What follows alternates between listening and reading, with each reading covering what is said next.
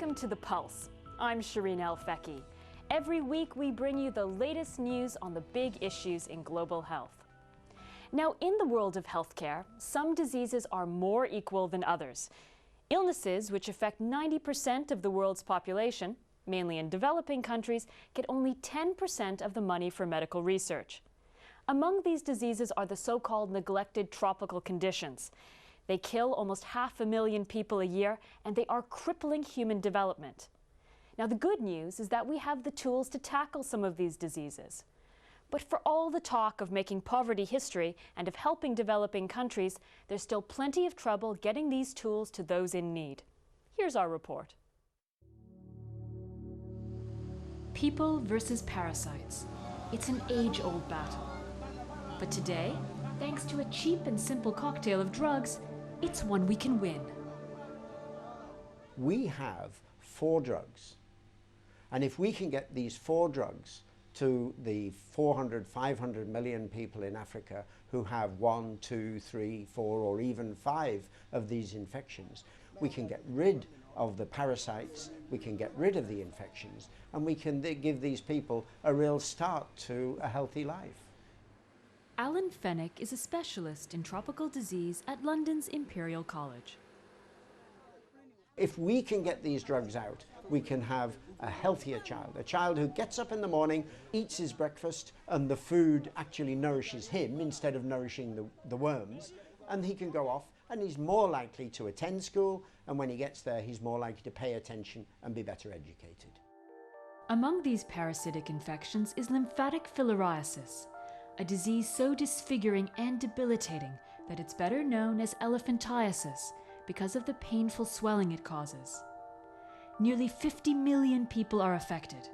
The parasites which cause these symptoms are spread by mosquitoes.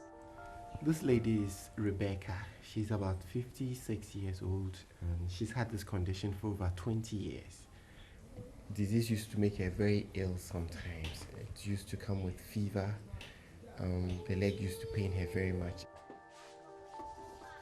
Bilharzia, or schistosomiasis, is another parasitic disease, touching almost 200 million people. These parasites are carried by freshwater snails. Dennis has been sick for the last 11 years. As you can see, this child is stunted. He looks like a child of 5 years. And stunted growth is one of the signs and symptoms of schistosomiasis.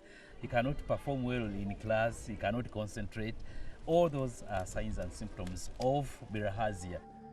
And nearly 20 million people suffer from onchocerciasis, better known as river blindness. It's such a curse that whole river valleys have been evacuated just to avoid its grasp. The parasites are transmitted by tiny black flies. Hey, mommy, you see my hand, so? The mother says she sees the hand very, very little. This mother had the very tiny worms we were talking about in her eye for a very long time. And this has led to visual impairment, then to blindness. This situation is irreversible. For all the suffering they cause, these parasitic infections get little attention. So little, in fact, that they're known as the neglected tropical diseases. Their impact on human health has been greatly underestimated. Projects across Africa have shown that it's possible to virtually eliminate these diseases. The cost to stamp them out altogether? Around $200 million a year for 5 years. A tiny fraction of the amount spent on AIDS, TB, and malaria. I think the funding that exists has to be rethought, and I think some of the funding has to be redistributed in my way. Of course, if more funding was available, that would be much better. So what really happens with our diseases is the health of people and their expectancy of life, the number of years in which they will live, is reduced. And that calculation has to be put when we invest in which diseases to control or not control. That's a very important part of the calculation of the burden of these diseases in terms of public health. In Africa, many of the medicines needed to prevent these parasitic diseases are plentiful and cheap. Some are donated by drug companies, so the total cost of a single yearly dose, which is all that's needed in most cases, is just 50 cents per patient. In 5 years' time, you're not going to get rid of malaria, you're not going to get rid of HIV/AIDS, you're not going to get rid of TB, but we could get rid of the neglected tropical diseases. This would be good news for the fight against AIDS, TB, and malaria as well, because the parasitic diseases can make people more vulnerable to other infections too. So eliminating neglected tropical diseases is one of the best investments for donors looking to stimulate poor country development. People without parasites are more productive, and that means they can return to their farmland or classrooms, abandoned because of disease. This is the best available public health buy, which has huge spin-offs in terms of the health of poor populations, because it is so simple, it is so cheap, and it can be delivered by communities and sustained by communities. And the spin-offs from that are not just transmission control of a particular disease or reducing the burden of illness, but may also spin off into improving health services, reducing the load of malaria, TB and HIV. What else do you want as a public health buy at 50 cents per person per year treated? And we know it works. So my point is, why aren't we doing it?